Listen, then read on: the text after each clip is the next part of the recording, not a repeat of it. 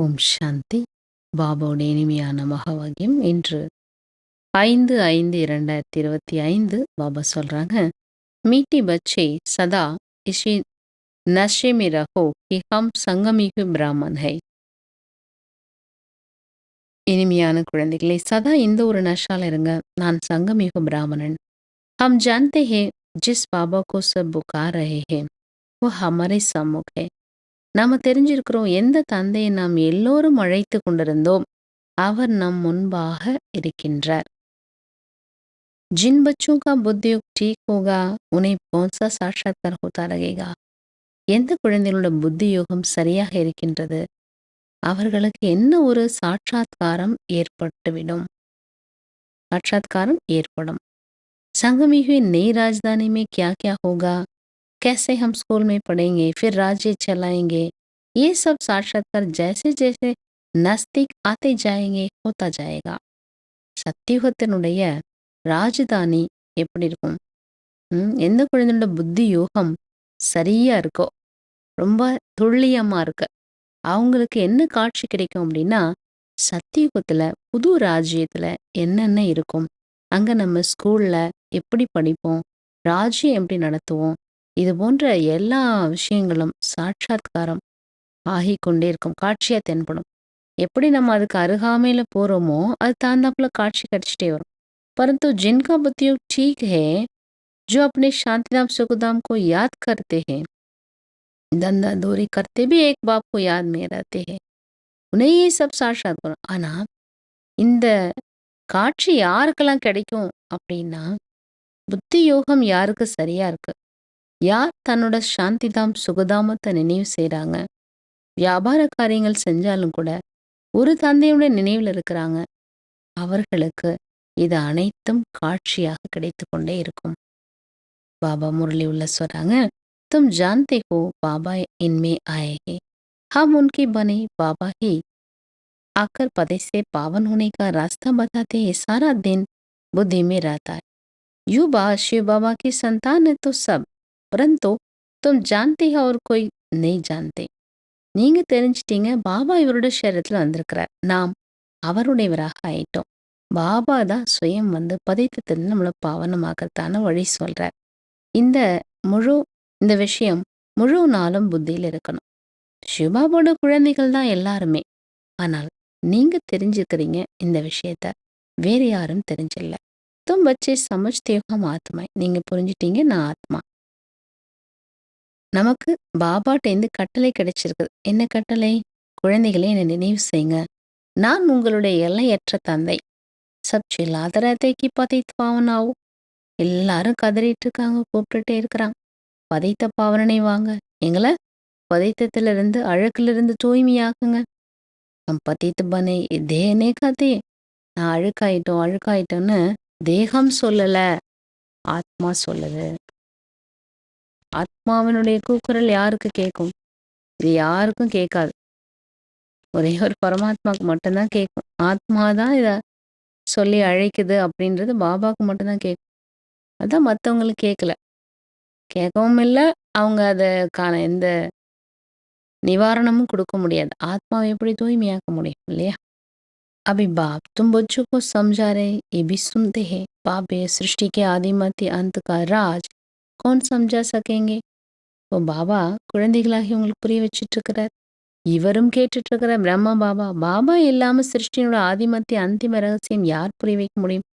இங்கே வந்திருக்கிறது எந்த ஒரு சாது சன்னியாசியும் கிடையாது. जैसे तुम गृहस्थ व्यवहार में रहते ऐसे ये भी है. ड्रेस शादी सब वही है, जैसे घर में माँ बाप बच्चे होते, फर्क कुछ नहीं है. நீங்க இல்லற காரியங்கள்ல இருக்கீங்க, அதே மாதிரிதான் இவரும் கூட இல்லையா? மற்றபடி அதே ட்ரெஸ் தான், அதே வீடு. எப்படி பாருங்க, வீடுனா அம்மா அப்பா குழந்தைகள் இருப்பாங்க, எந்த வித்தியாசமும் இல்லை. பாபா இந்த ரதத்துல சவாரி பண்றார், வந்திருக்கிறார், குழந்தைகளிடத்துல வந்திருக்கிறார். இது பாக்யசாலி ரதம் இல்லையா? புகழ் பாடப்படுது பாக்யசாலி ரத். கபி बैल पर सवारी भी देखा थे. காளை மாட்டுல சிவன் சவாரி பண்றதா காட்டுறாங்க. மனிதர்களை தவறா புரிஞ்சுக்கிட்டாங்க. பிரம்மாவோட சரீரத்துல சிவபாபா வரதான் என்ன பண்ணிட்டாங்க, பசுனாலே நான் ஆத்மான்னு சொல்லுவாங்க இல்லையா? இல்லையா? அப்போ காலை வாகனம்னா என்ன? பிரம்மா, ஆத்மா தான் வரும். அதனால காலை வாகனம் காமிச்சுட்டாங்க. பக்தி மார்க்கத்துல நெறைய இது போன்ற கதைகள் இருக்கு, சொல்லப்படுது. இத ரொம்ப குழப்பத்துல வந்துட்டாங்க. மனுஷ்ய को तो பக்தி மார்க் का नशा है. மனிதர்களுக்கு பக்தி மார்க்கத்தினுடைய நஷா இருக்கு. तुमको तो ज्ञान मार्ग का नशा है. உங்களுக்கு என்ன இருக்கு? ஞான மார்க்கத்தோட नशा இருக்குது. सबसे कुदरती बात है आत्मा और परमात्मा की जो कोई नहीं जानते हैं. बाप से तुम सब कुदरती बातें सुनते हैं. वंडरफुल बात है. बाप शिक्षा देते पावन कैसे बनना है. बाप को याद करना. कितनी छोटी आत्मा जो पतित बनी फिर पावन बनते हैं. அது அதிசயமான விஷயம். இயற்கையினுடையத பாபா சொல்றார். பாபாட்டேன்னு தான் நீங்க இந்த இயற்கையான விஷயங்கள்லாம் கேட்குறீங்க. எல்லாத்த விட இயற்கையான விஷயம் என்ன? ஆத்மா, பரமாத்மா. இது யாருமே தெரிஞ்சில்ல. ரிஷி முனிவர்கள் கூட இதை பத்தி தெரிலன்ட்டாங்க. பாபா அதனோட படிப்பினை கொடுக்கிறார். எப்படி பாவனம் ஆகுவது? தந்தையை நினைவு செய்ய வேண்டும். சின்னஞ்சிறிய ஆத்மா பாருங்க, அது எப்படி பதித்தாயிட்டு. சின்ன புள்ளி, அது எப்படி அழுக்காகும்? அது எப்படி பாவனம் ஆகுது? இதெல்லாம் பாபா சொல்றாங்க. ரிஷி முனிவர்கள் கூட இதை பத்தி தெரிஞ்சில்ல. சின்னஞ்சிறிய ஆத்மா தான். அதுல தான் புத்தி இருக்குது. கல்லு புத்தி ஆயிடுது, பிறகு தங்க புத்தி ஆகுது. புத்தி மே यही चिंतन चलता रहा. புத்தியிலே தான் நமக்கு ஓடிட்டே இருக்கணும். ஆத்மா கல்லு புத்தி ஆயிட்டேன், இப்போ மீண்டும் தங்க புத்தியுடன் ஆயிட்டு இருக்கிறேன். அஃபிர் பாப்போ யாத்கர் பாரஸ் புத்தி பன். பாபா எவ்வளோ நினைவு சேரும். நினைவினோட ஆதாரத்துல தான் புத்தி என்ன சுத்தமாயிட்டே ஆகும். புத்தி சுத்தமாக எல்லா விஷயங்களும் கிளீனா இருக்கும். लौकिक रीति तो बाप भी बड़ा फिर टीचर गुरु भी बड़े मिलते हैं. லௌகிக ரீதியில கூட பாருங்க, அப்பா பெரியவர், பிறகு டீச்சர் குரு கிடைக்கிறாங்க இல்லையா? ஏதோ ஏகி பிந்தி பாப் பி ஹே, டீச்சர் பி ஹே, குரு பி ஹே. அங்க ஒவ்வொருத்தரும் தனித்தனியா இருப்பாங்க. லௌகிக ரீதியில கூட அப்பா வேற, டீச்சர் வேற, அப்புறம் குரு அதை விட பெரியவர்னு சொல்லுவாங்க. இங்கே ஒரே ஒரு பிந்தி புள்ளி பாபா தான். அவரே அப்பாவா இருக்காரு, அவரே டீச்சரா இருக்காரு, அவரே குருவா இருக்காரு. சாரா கலம் தேகதாரி கோ யாத் கியா. முழு கல்பமும் தேகதாரியை தான் நினைச்சோம். அப்பா கத்தை மாமேக்கும் யாद करो. மனதால நினைவு செய்யுங்க. துமாரி புத்தி கோ கித்தனா மஹீன் பனாது. உங்க புத்தியை நான் எவ்வளவு கூர்மையானதா ஆக்குறேன் சொல்றார் பாபா. விஸ்வக்கா மாலிக் பண்ணா போய் கம் பாத்தே கியா? உலகத்துக்கு எஜமானன் ஆகிறதுன்றது சாதாரண விஷயமா என்ன? ये भी कोई ख्याल नहीं करते. யார் இதை பத்தி சிந்திக்கிறதே இல்லை. ये லக்ஷ்மி நாராயண் சத்தியுக்கு மாலிக் कैसे बने. இந்த லக்ஷ்மி நாராயண் சத்தியுகத்துக்கு எப்படி எஜமானன் ஆனாங்க? अच्छा बाबा धार्मिक சொல்றாங்க. योग की ऐसी स्थिति बनानी जो दृष्टि से ही किसी को शांत कर दे. யோகத்தினுடைய ஸ்திதி அப்படி நீங்கள் உருவாக்க வேண்டும். திருஷ்டி மூலமாக எந்த ஒருவரையும் சாந்தப்படுத்தி விடலாம். சாந்தி ஆயிடணும் அவங்க. அந்த மாதிரி உங்களோட யோகத்தின் ஸ்திதி இருக்கணும். एकदम सन्नाटा हो जाए. ஒரே அடியா என்ன ஆகணும்? அப்படியே சாந்தமாயிடணும் அவங்க. इसके लिए अशरीरी बनने का अभ्यास करना. அதுக்காக என்ன பண்ணணும்? அஷரி ஆகக்கூடிய பயிற்சி செய்யுங்க. ज्ञान के सच्चे नशे में रहने के लिए याद रहे कि हम संगमी है.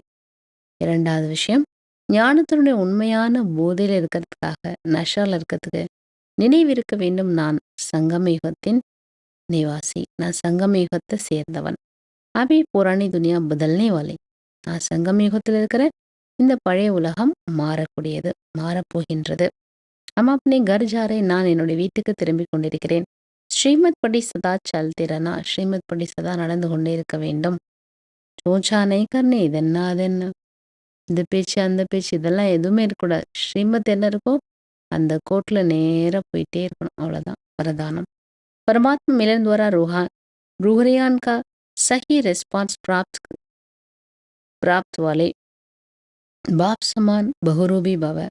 பரமாத்ம சந்திப்பு மூலமாக ஆன்மீக உரையாடலின் சரியான பதிலை பிராப்தமாக அடையக்கூடிய, ஆன்மீக உரையாடலின் சரியான ரெஸ்பான்ஸ் பதிலை பிராப்தமாக அடையக்கூடிய பாபாக்கு சமான பகுரூபி பல ரூபம் கொண்டவராக ஆகுங்க. பல ரூபம் எடுக்கக்கூடியவராக ஆகுக. எப்படி பாபா பகுரூபியா இருக்கார், பல ரூபம் உடையவராக இருக்கிறார். செகண்ட் में निराकार से आकारी वस्त्र धारण कर लेते. பாபா செகண்ட்ல நிராகாரத்திலேருந்து என்ன பண்றாரு? சாக்கார வஸ்திரம் எடுக்கிறார். ஆகாரி வஸ்திரம். ஆகாரி வஸ்திரம் என்ன? பாபா ஒளி உடல்ல பிரவேசம் ஆயிடுறார். நிராகாரத்திலிருந்து ஒளி உடலுடைய வஸ்திரம் எடுத்துறார். ऐसे आप भी इस मिट्टी के ड्रेस को छोड़ आकारी फरिश्ता ड्रेस. அந்த மாதிரி நீங்களும் என்ன பண்ணணும்? இந்த தேகத்திலிருந்து இந்த மண்ணாலான தேகத்தை விடுத்து ஆகாரி ஃபரிஷ்தா ட்ரெஸ் எடுங்க. சம்கேலி ட்ரெஸ், ஜொலிக்கக்கூடிய ஆடையை அணிந்து கொள்ளுங்கள். तो सहज मिलन भी होगा और रूह का क्लियर ரெஸ்பான்ஸ். பாபா எப்படி நிராகாரத்திலிருந்து ஒளி உடலுக்கு வந்துடுறார், அந்த மாதிரி நீங்கள் சாக்காரத்திலேருந்து ஒளி உடலுக்கு போயிடுங்க. அப்போ சகஜமாக சந்திப்பும் ஏற்படும். ஆன்மீக உரையாடலுடைய தெளிவான ரெஸ்பான்ஸ் பாபா என்ன நமக்கு கொடுக்குறாருன்னு நம்மளால புரிந்து கொள்ள முடியும். ஆகினால இந்த பயிற்சி செய்யுங்க. ड्रेस पुरानी दुनिया की वृत्ति और वाइब्रेशन से माया की वाटर या ஃபயர் से ப்ரூஃப். இந்த ட்ரெஸ் எப்படிப்பட்டது? பழைய உலகத்தினுடைய விருத்தியினுடைய வைப்ரேஷன்லிருந்து மாயினுடைய வாட்டர் ஃபயர், தண்ணி ஃபயர்லேருந்து ப்ரூஃப். மாயனுடைய தீயோ மாயனுடைய எந்த ஒரு தாக்கமோ இந்த ஆடை மேலே படாது. பரிஷ்தா ட்ரெஸ் மேலே மாயனுடைய தாக்கம் படவே முடியாது. சூக்ஷ்ம லோகத்துக்கு போயிட்டோன்னா அங்கே யாருமே அட்டாக் பண்ண முடியாது. எந்த சக்தினாலையும் அங்கே வர முடியாது. ஏன்? ஏன்னா இந்த பழைய உலகத்தினுடைய எதுவும் அங்கே போக முடியாது இல்லையா? அதனால தான் அது மாயா ப்ரூஃப்ஸ் வரும். ஃபயர்லேருந்தும் ப்ரூஃப். इसमें மாயா இன்டர்ஃபியர் नहीं कर सकती. நீங்களும் பாபாவும் பேசிட்டு இருக்கீங்க, பாபாட்ட இந்த ரெஸ்பான்ஸ் என்ன ரிசீவ் பண்ணுறீங்க, இடையில மாயா இன்டர்ஃபியர் ஆகவே முடியாது. இப்போ நம்ம என்ன பண்ணணும்? இந்த சரீரத்திலேருந்து டெடாச்ட் ஆகிட்டு ஒளி உடல் எடுத்து போகணும். அப்போ தான் பாபா சந்திக்க முடியும், ரெஸ்பான்ஸ் கிடைக்கும். ஸ்லோகன் திடத்தா அசம்பவ் சேபி சம்பவ் கராதேத்திகே. திடத்தன்மை என்பது அசம்பவத்தையும் உறுதித்தன்மை இருக்கும் பொழுது முடியாததையும் முடித்து காட்டிவிடும். முடித்து காட்டினா செய்ய வச்சிடும். व्यक्ति इशारे रूहानी ராயல்டி और प्योरिटी की पर्सनालिटी धारण करो. ஆன்மீக ராயல் தன்மை மற்றும் தூய்மையினுடைய பர்சனாலிட்டியை தாரணை செய்யுங்கள். ब्रह्मकुमार का अर्थ ही है सदा प्योरिटी की पर्सनालिटी और रॉयल्टी में रहना. பிரம்மா குமார் என்னோட அர்த்தமே என்ன? சதா தூய்மையினுடைய பர்சனாலிட்டி மற்றும் ராயல்ட்டியில் இருப்பது. यही प्योरिटी की पर्सनालिटी, இதுதான் தூய்மையினுடைய ஒரு பர்சனாலிட்டி. விஸ்வ की आत्मा को अपनी तरफ आकर्षित करेगी. இந்த தூய்மையினுடைய பர்சனாலிட்டி தான் உலகத்தில் உள்ள ஆத்மாக்களை தன் பக்கம் ஆக்கர்ஷிக்க வைக்கக்கூடியது. और यही प्योरिटी की रॉयल्टी धर्मराजपुरी में रॉयल्टी देने से छुड़ाई. இந்த தூய்மையினுடைய ஒரு ராயல்ட்டி தான் தர்மராஜ்புரியில் ராயல்ட்டி. அங்கே என்ன பண்ணணும்? பே பண்ணுவாங்க. தர்மராஜ்புரி தண்டனை அனுபவிக்கிறது. அங்கே ராயல்ட்டின்றது தண்டனைக்கான ஒரு விதிக்கப்பட்ட ஒரு இதை ராயல்ட்டின்னு சொல்லுவோம். அங்கே கொடுக்கறதுலேருந்து விடுபட்டுரும். தர்மராஜ்புரியில் போய் எதையும் நம்ம பேசணும், சொல்லணும், அங்கே பே பண்ணணும், அதெல்லாம் எதுவும் கிடையாது. எப்போ நம்மகிட்ட இந்த தூய்மையினோட ராயல்ட்டி இருக்கும்போது அங்கே ராயல்ட்டி கட்ட வேணும். इसी रॉयल्टी के अनुसार भविष्य रॉयल फैमिली में आ सके. இந்த தூய்மையினுடைய ராயல் தன்மை நம்மகிட்ட இருக்கும் பொழுது எதிர்காலத்திலும் ராயல் ஃபேமிலியில் வந்துடுவோம். ஜெய்ஷி ஷரீர்கா பர்சனாலிட்டி தேகபான் மேலாத்தி. இப்படி சரீரத்தினுடைய பர்சனாலிட்டி தேக பற்றுதல் இழுக்குது. சரீரத்தினுடைய பர்சனாலிட்டி இருக்கவங்கள்ட்டனா மற்றவங்களை என்ன பண்ணுவாங்க? சரீர ரீதியில் அட்ராக்ட் பண்ணிடுவாங்க, ஈர்க்கும். அவங்களோட தோற்றம், அவங்களோட இதெல்லாம் வந்து ஈர்க்குது. ஆனால் தேகத்தோட பற்றுதல் அது. அந்த மாதிரி தூய்மையினுடைய பர்சனாலிட்டி, தூய்மையினுடைய பவர் நம்மகிட்ட நிறைய இருக்கும் பொழுது ஆத்ம அபிமானியாக நம்மளை ஆக்கிடும். அதே நேரத்தில் பாப்கே சமீபலாத்தே, பாபாக்கு அருகாமையில் நம்மளை கொண்டு போயிடும். ஆத்ம அபிமான நிலை என்பது பாபாக்கு அருகாமையில் நம்மளை கொண்டு போயிடும். ஆத்ம அபிமானியாக இருக்கிறதுக்கு ஆதாரம் தூய்மையினுடைய பர்சனாலிட்டி. சாந்தி.